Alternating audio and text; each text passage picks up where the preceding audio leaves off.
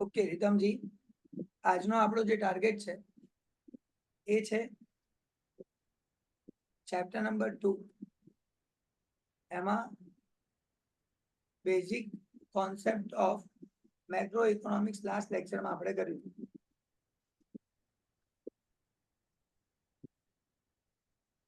આ જે basic concept છે એ બેઝિક કોન્સેપ્ટની અંદર આપણે વાત કરી હતી પહેલા 2 પોઈન્ટની. પહેલું છે ડોમેસ્ટિક ટેરિટરી એટલે ઇકોનોમિક ટેરિટરી. ઇકોનોમિક એટલે જ્યાંથી કમાવામાં આવે છે એ જગ્યા. આમાં જે ઇન્ટેન્શન છે, ઇકોનોમિક ટેરિટરી કહેવાનો જે મતલબ છે એ છે કમાવામાં આવે એ જગ્યા. અને બીજું છે નોર્મલ રેસિડન્ટ. આ નોર્મલ રેસિડન્ટ જે છે એ વર્ડ યુઝ થાય છે પર્ટિક્યુલર પર્સનમાં. પછી એ ઇન્ડિવિજ્યુઅલ પર્સન બી હોઈ શકે, કંપની પણ હોઈ શકે, ફર્મ બી હોઈ શકે. ધારો કે રિલાયન્સ એ કંપની છે, રિલાયન્સ એ રેસિડન્ટ છે, નોર્મલ રેસિડન્ટ. કેમ? કારણ કે ઇન્ડિયામાં બની છે, ઇન્ડિયામાંથી એ બિઝનેસ કરી રહી છે, ઇન્ડિયાની land labour capital generally use કરી રહી છે, તો એ નોર્મલ રેસિડન્ટ છે. તો કંપની પણ નોર્મલ હોય, ઇન્ડિવિજ્યુઅલ પણ નોર્મલ રેસિડન્ટ હોય. રેસિડન્ટ એટલે રહેવું ને, ઇન્ડિયાનું રહેવું. ક્લિયર? સિટીઝન અલગ વસ્તુ. અહીંયા બોર્ન થયું હોય ઇન્ડિયન સિટીઝન કહેવાય, અને અમુક લોકો બહારથી અહીંયા સિટીઝનશિપ લે. આનાથી ઊંધું, અહીંના લોકો બહારની કન્ટ્રીની સિટીઝનશિપ લે. ત્યાં બોર્ન થયેલા હોય તો સિટીઝન કહેવાય, પણ અહીંના લોકો ત્યાં જઈને સિટીઝન બને, એવું પણ થઈ શકે. તો સિટીઝન અલગ અને રેસિડન્ટ અલગ. રેસિડન્ટ એટલે રહેવા વાળા, અને એમાં નોર્મલ રેસિડન્ટનો મતલબ શું છે? જે આપણા ઇન્ડિયામાંથી જ કમાતા હોય, ઇન્ડિયામાં જ રહેતા હોય, ઇન્ડિયામાં ઇન્કમ રિસીવ કરતા હોય, આ બધા નોર્મલ રેસિડન્ટમાં આવે છે. તો પહેલું છે ડોમેસ્ટિક ટેરિટરી, જેને ઇકોનોમિક ટેરિટરી કહેવાય. તો ટેરિટરી એટલે કે આપણો એરિયા બાઉન્ડ્રી. ટેરિટરી એટલે આપણી બાઉન્ડ્રી. તો બાઉન્ડ્રી ક્યાં ક્યાં હોય? તો એક તો અર્થ ઉપર, જમીન ઉપર બાઉન્ડ્રી હોય. બીજું સી અને એર, હવામાં, એ બધે બાઉન્ડ્રી હોય. અને અમુક એરિયા રાખેલા હોય જે બે કન્ટ્રીઝની વચ્ચે હોય, પણ નક્કી શું કરવામાં આવ્યું કે અહીંયા આ એરિયામાં ઇન્ડિયાના લોકો, ધારો કે ઓશિયન્સ છે, એ ઓશિયન્સ ની અંદર લોકો ફિશરમેન ફિશ પકડવા જાય, તો ઇન્ડિયાના લોકો બી જાય અને બીજા લોકો બી આવે. તો ઇન્ડિયાના લોકો પકડવા જાય તો એ જે ઓશિયનના જે એરિયામાં પકડવા જાય છે એ ડોમેસ્ટિક ટેરિટરી કહેવાય, જ્યાં પરમિશન આપેલી. ફિશરમેન ફિશ પકડવા જાય છે, એ લોકોને ત્યાં પરમિશન આપેલી કે ભાઈ અહીંયા તમે ફિશ પકડી શકો. પછી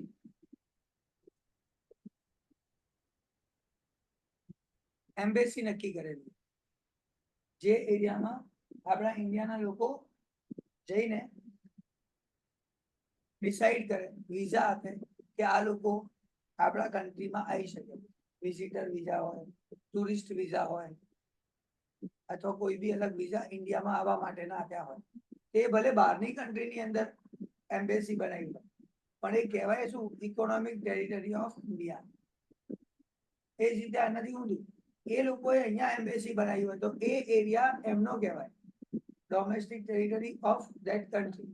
એ આપણી ઇકોનોમિક ટેરિટરીમાં આવતું નથી. કારણ કે કામ કોનું થાય છે? એરિયા કોને સોંપી દીધું છે? બહારના લોકો. એવી રીતે આપણે બહારની કન્ટ્રીમાં એમ્બેસી છે તો એ એરિયા આપણો છે, કારણ કે આ કામ કોનું થાય છે? આપણું. એટલે ઇકોનોમિક ટેરિટરી એટલા કહેવામાં આવ્યું કે જે એરિયામાં આપણું કામ થાય, સમુદ્રની અંદર ઓશિયન્સમાં પણ આપણું કામ થાય, તો એ આપણો એરિયા છે, આવું કહેવા માંગે. શોર્ટમાં આટલું છે. પછી એ પ્લેનનું પણ હોઈ શકે, શિપ્સનું હોઈ શકે, બરાબર? એ બધી રીતે આપણું હોઈ શકે. આ શોર્ટમાં મેં રિવાઇઝ કર્યું. ખબર પડી? આજે આપણો મુદ્દો છે ફેક્ટરિંગ એન્ડ ટ્રાન્સફરિંગ. અચ્છા રીધમ, રિવિઝન કર્યું બરાબર છે? હા. કે કઈ તારે જોડવું છે તારો પોઈન્ટ? ના. સારું. એ નોટ્સ બનાવી હોય તો તે મોકલી નથી મને. હા, હવે થોડાક સમયથી આના બાકી હતા. બાકી હતા કે બાકી છે? મતલબ બાકી છે આવી.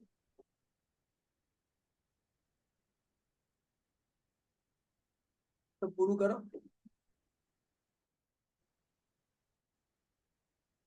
આપણે ખાલી બાકી બાર હતું અત્યારે જે છે. શું કહે બેટા?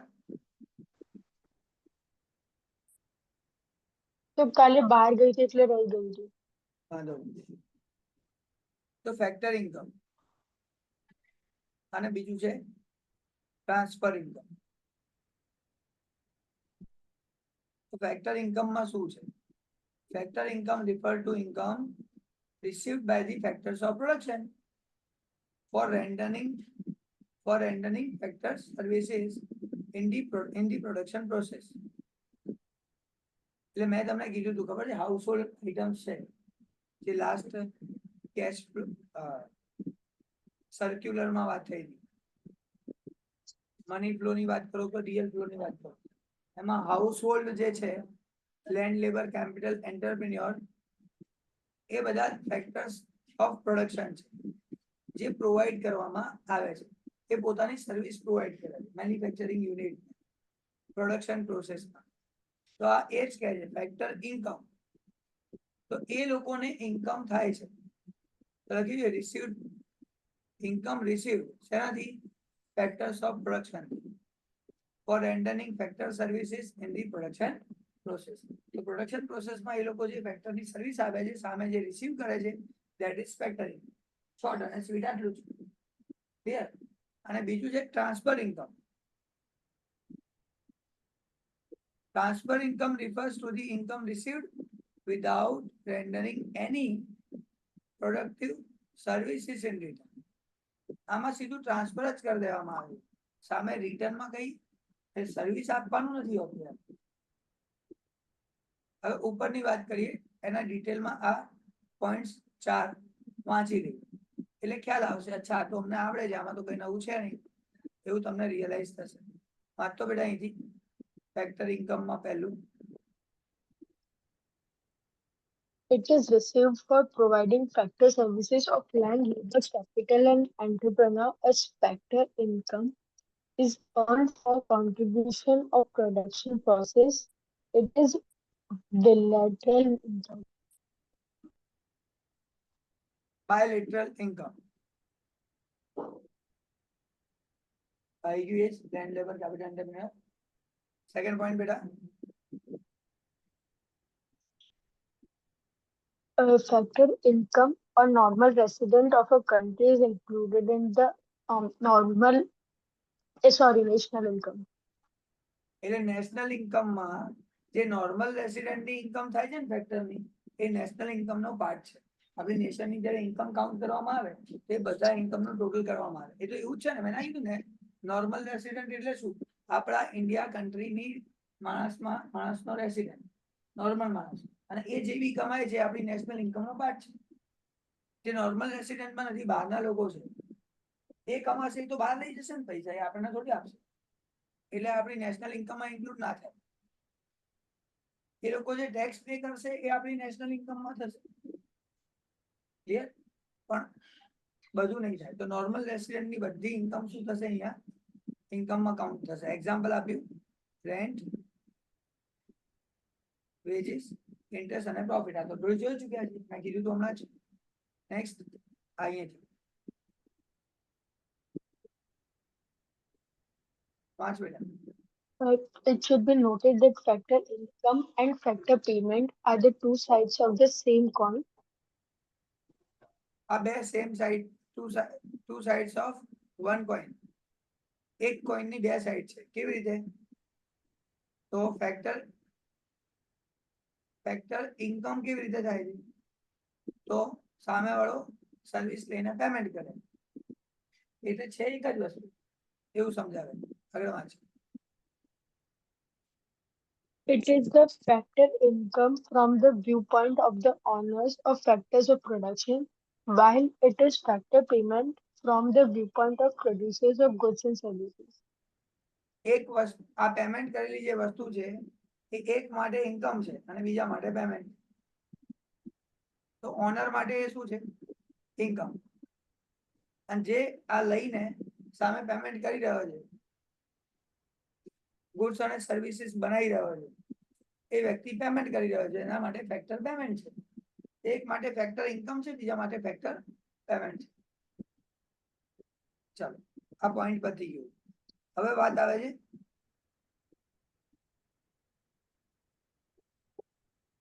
ટ્રાન્સફર ઇન્કમ, જેમાં વાત કરી વિધાઉટ રેન્ડરિંગ એની પ્રોડક્ટિવ સર્વિસ. પ્રોડક્ટિવ સર્વિસ આપવામાં આવતી નથી. It is unilateral, one sided concept. એક જ સાઈડનો કોન્સેપ્ટ છે. ઓલું બાય ની બાજુ બંને સાઈડ એક બાજુ સર્વિસ લેવાની, બીજી બાજુ પૈસા પેમેન્ટ કરવાના. અહીંયા એક જ સાઈડની વાત આવે. It is not include in national income. આ નેશનલ ઇન્કમનો પાર્ટ છે નહીં. It is not reflect any production of goods and services. એમાં આવું કશું થતું નથી. નેશનલ ઇન્કમનો પાર્ટ જ નથી. It can be received either within the domestic territory or country or from abroad. તો બહાર પણ એ રિસીવ થઈ શકે, અહીંયા પણ થઈ શકે. તો ડોમેસ્ટિક ટેરિટરી જે વર્ડ આપણે શીખ્યા એટલે કે ઇન્ડિયાની અંદર અંદર થાય, તો થઈ પણ શકે, ના પણ થઈ શકે. એક્ઝામ્પલ આપ્યું છે ઓલ્ડ એજ પેન્શન. લોકો ઉંમર થઈ જાય એટલે એ લોકોને પેન્શન આપવામાં આવે. હવે ગવર્મેન્ટ એને પેન્શન તો આપે છે, પણ સામે એની પાસેથી કોઈ સર્વિસ લે છે? વિચાર, બેઠા બેઠા આપે છે મફતમાં. તો વન સાઇડેડ. ઉપર હતું ફેક્ટર ઇન્કમમાં કેવું હતું? એ સર્વિસ આપતું હતું, તો એ નેશનલ ઇન્કમ ક્રિએટ કરવામાં મદદ કરતું હતું. અને ટ્રાન્સફર ઇન્કમમાં કેવું છે? એની પ્રોડક્શન પ્રોડક્શનને કોઈ ફરક નથી પડતો, એનાથી નેશનને કોઈ ફાયદો નથી થતો.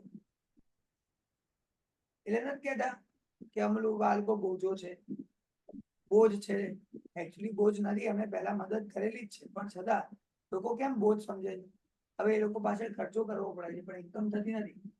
એ પ્રોડક્ટિવ વર્ક નથી કરતા, એટલે તો નેશનલ ઇન્કમમાં કોઈ એનું પાર્ટિસિપેશન નથી. પછી સ્કોલરશિપ, સ્ટુડન્ટ્સને સ્કોલરશિપ આપવામાં આવે, તો સામે એ કંઈ આપતા નથી, એ તો જાતે ભણે છે, સ્કોલરશિપ લેતા રહે છે. અનએમ્પ્લોયમેન્ટ અલાઉન્સીસ, એટલે સામેવાળાને કામ નથી મળતું, એટલે ગવર્મેન્ટ પૈસા આપે છે, તને કામ નહીં મળે, ચિંતા નથી, 3000 રૂપિયા દર વર્ષે દર મહિને અમારી જોડેથી લે, એટલે તારું ઘર ચાલે. એ અનએમ્પ્લોયમેન્ટ અલાઉન્સીસ જે છે એ પણ શું છે?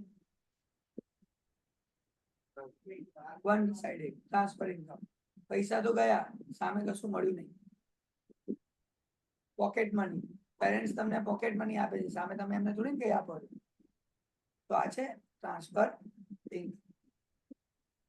તો પહેલું ટુ સાઇડેડ ફેક્ટર ઇન્કમ, જે નેશનલ ઇન્કમમાં ઇન્ક્લુડ થાય છે, અને બીજામાં નેશનલ ઇન્કમમાં કોઈ ફાયદો નથી થતો, ખાલી ટ્રાન્સફર ઇન્કમ છે.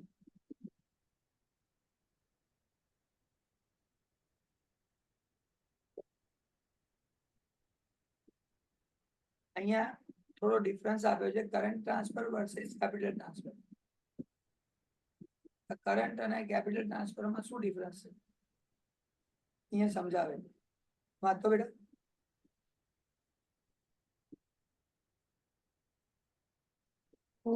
Current transfers are made out of income, whereas capital transfers are made out of wealth and payers.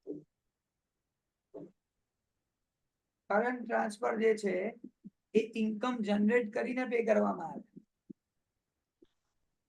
અને કેપિટલ ટ્રાન્સફરમાં ઇન્કમ જનરેટ કરવાની નથી આવતી, ઇન્કમમાંથી નહીં, એની જે કેપિટલ પડી છે એમાંથી આપવામાં આવે. તો હું તમને કહું, ફેક્ટર ની જો વાત કરીએ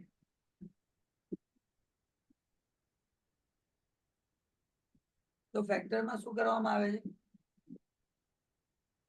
કે લોકોને સર્વિસ લેવામાં આવે છે અથવા તો કંઈક લેન્ડ લેવામાં આવે છે અથવા જે બી એની પાસેથી બેનિફિટ લેવામાં આવે છે અને પછી એને પૈસા આપવામાં આવે છે. તો આપણે એ જ્યારે ફેક્ટરી એ જે થાય છે એમાંથી આપણું કંઈક પ્રોડક્શન પ્રોસેસ થાય છે, કારણ કે લોકોની સર્વિસીસ મળી, લોકોની હેલ્પ મળી, તો પ્રોડક્શન થયું, એમાંથી આપણી ઇન્કમ જનરેટ. તો ઇન્કમ જનરેટ થઈ ને ફેક્ટર્સની બી પોતાની ઇન્કમ જનરેટ થઈ, ફર્મની પોતાની ઇન્કમ જનરેટ થવાનું છે, બરાબર ને? પ્રોડક્શન થયું એટલે કઈ કામ થશે તો એની સેલ કરીને બી ઇન્કમ જનરેટ થવાનું છે. તો એ બધાની ઇન્કમ જનરેટ થશે, એમાંથી બધું પે કરવામાં આવે. એક વસ્તુ એ. અને બીજું છે વેલ્થ માંથી પે કરવાનું. એનો મતલબ કેવું છે, આ ઇન્કમ માંથી પે નહીં કરવાનું, આપણી જોડે ખજાનો પડ્યો છે એમાંથી પે કરવાનું. બીજી વસ્તુ, તમારી જોડે તમારા ઘરમાં કેવું હોય, ધારો કે તમે કમાતા થયા તો તમે સેલરી લો છો, તો સેલરી તમારી ઇન્કમ છે, એમાંથી તમે સ્પેન્ડ કરો, ખર્ચો કરો. તમે શું કહો, મમ્મી લે તારા માટે આ વસ્તુ લાવ્યો છું, પપ્પા તારા માટે આ લાવ્યો છું, તારા માટે આ લાવ્યો છું, બેન ભાઈ તારા માટે આ લાવ્યો છું. એ બધું તમારી સેલરીમાંથી તમે ખર્ચો કરો. તો એ છે આપણા માટે આઉટ ઓફ ઇન્કમ ટ્રાન્સફર કરે એટલે કરંટ ટ્રાન્સફર. બીજું કેપિટલ ટ્રાન્સફર. આ કરંટ અને કેપિટલ ટ્રાન્સફર એટલે એ આને રિલેટેડ વાત થઈ રહી છે. આ ઉપર આપણે શીખ્યા ને ટ્રાન્સફર ઇન્કમ. તો એ કરંટ માંથી છે એ કેપિટલ માંથી છે, એ જોવાનું. પણ અમુક વાર કેવું હોય, તમે થોડા થોડા પૈસા ભેગા કર્યા, માની લો તમે મોટા ભાઈ છો, ઘરના મોટા ભાઈ, મોટા માણસો છો, એમાંથી તમે પૈસા કમાતા કમાતા સેલરીમાંથી અમુક પૈસા ભેગા કર્યા. હવે નાના ભાઈને એવી થયું યાર મારે કોઈક બિઝનેસ ખોલવો છે, તો તમે શું કરશો? કોઈ ચિંતા ના કરીશ ભાઈ, હું બેઠો છું. આપણે છે ને દર વર્ષે થોડા થોડા કરીને 10 વર્ષમાં 5 લાખ ભેગા કર્યા છે. આ 5 લાખ રૂપિયા લઈ જાય તારો ધંધો શરૂ કર. તો એ કેપિટલ ટ્રાન્સફર કહેવાય. જો બંને છે કરંટ ટ્રાન્સફર જે રૂટીન છે, બરાબર, ઇન્કમ માંથી કરતા કરતા થાય. અને કેપિટલ ટ્રાન્સફર જે આપણું મોટા પૈસા પડ્યા છે એને ટ્રાન્સફર કરવામાં. તો પહેલું છે આઉટ ઓફ ઇન્કમ કરો અને બીજું છે આઉટ ઓફ વેલ્થ કરો. વેલ્થ માંથી કરો તો capital transfer. Capital long term માટે હોય શોર્ટ, અને આ કરંટ એટલે શોર્ટ ટર્મ માટે હોય. તો તમે જુઓ એક્ઝામ્પલ નીચે જોઈએ. Example of current transfer. Old age pension. Pension regular આપવું પડે તો current transfer. Unemployment allowances regular આપવું પડે, કરંટ ટ્રાન્સફર. બરાબર. હવે કેપિટલ ટ્રાન્સફર. ઇન્વેસ્ટમેન્ટ ગ્રાન્ટ, મોટું ઇન્વેસ્ટમેન્ટ કર્યું. કેપિટલ ગેઇન ટેક્સ, જ્યારે કેપિટલ આપણી હોય અને સેલ કરીએ એમાંથી કમાઈએ તેની પર ટેક્સ ભરો, that is capital gain tax. Transferring એટલે કેપિટલ ટ્રાન્સફર. અને વોર ડેમેજીસ, ઝઘડો થાય એમાં ડેમેજ થાય તો કેપિટલ ટ્રાન્સફર. એટલે લોંગ ટર્મ વાળી વસ્તુઓ ગઈ તો કેપિટલ, રેગ્યુલર બેઝિસ વાળી હોય તો કરંટ. તો આ 2 પોઈન્ટ આપણે કર્યા, વચ્ચેના જોઈએ. Current transfer are generally regular in nature. Regular. Current transfer are meant for consumption of purpose, whereas capital transfer are meant for capital formation. તો કરંટ ટ્રાન્સફર છે એ કયા પર્પસ માટે છે? કન્ઝમ્પશન, વાપરવા માટે. ત્યારે કેપિટલ ટ્રાન્સફર એ કેપિટલ ક્રિએટ કરવા માટે છે. એ ક્રિએટ કરીને ક્યાંક ને ક્યાંક ફાયદો થવાની છે. તો આ 2 ડિફરન્સીસ એને આપ્યા છે ટ્રાન્સફર જ. તો ફરી current transfer short term regular basis, capital transfer એટલે કઈ લોંગ ટર્મ વસ્તુ ક્રિએટ કરવાની છે. બંનેમાં ટ્રાન્સફર થઈ ગયું. કરંટ ટ્રાન્સફર શેમાંથી થવાનું છે? તો કે ઇન્કમ માંથી, અને ઓલું વેલ્થ માંથી જે આપણી જોડે પડ્યું હોય એમાંથી. તો આપણે ટ્રાન્સફર ને સમજ્યા. નીચે આ લોકોએ ડિફરન્સ આપ્યા છે, ફેક્ટર ઇન્કમ અને ટ્રાન્સફર ઇન્કમ. જે આપણે ઉપર ભણ્યા એ જ વસ્તુ અહીંયા ડિસ્કસ કરી છે. નવું કશું લોકો લાયા નથી. આની અંદર ફાઇનલ ગુડ્સ ની કેટલી છે, કેટલું કરવાનું છે જોઈએ ટાઈમ.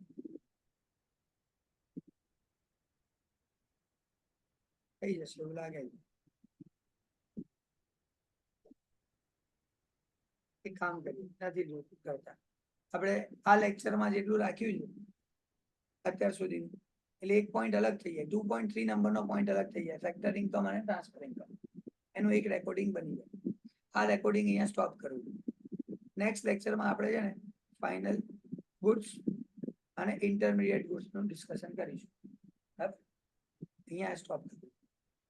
તો અત્યાર સુધીમાં જો ડિસ્કશન થયું તો આપણે 3 પોઈન્ટનું ડિસ્કશન થયું.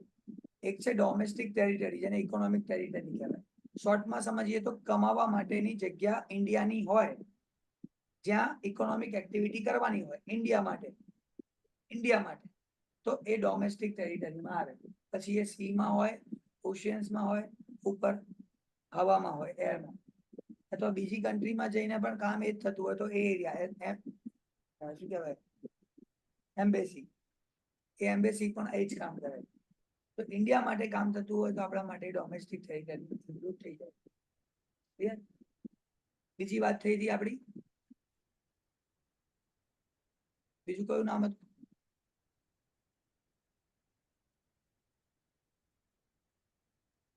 નોર્મલ રેસિડેન્ટ, એટલે કે ઇન્ડિયાનો રેસિડેન્ટ છે, બરાબર, નોર્મલ. એની ઇન્કમ આપણે નેશનલ ઇન્કમમાં કાઉન્ટ થાય.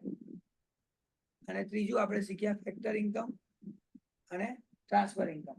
તો ફેક્ટર ઇન્કમ એટલે factors of production, land, labour, capital, entrepreneur, A income આપણી નેશનલ ઇન્કમમાં કાઉન્ટ થાય.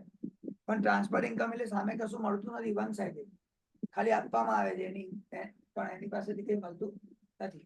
એ આપણી નેશનલ ઇન્કમમાં ઇન્ક્લુડ થતું નથી. એ આપણે અહીંયા ડિસ્કસ કરી. તો નેક્સ્ટ લેક્ચરમાં આપણે આગળનું ડિસ્કશન કરવાના છીએ, જેમાં ફાઇનલ ગુડ્સ અને ઇન્ટરમીડિયેટ ગુડ્સની વાત કરીશું. તો અહીંયા લેક્ચરને કરું છું. કંઈ પૂછવું હોય તો પૂછી લે બેટા, રીધમ કંઈ ના ખબર પડી.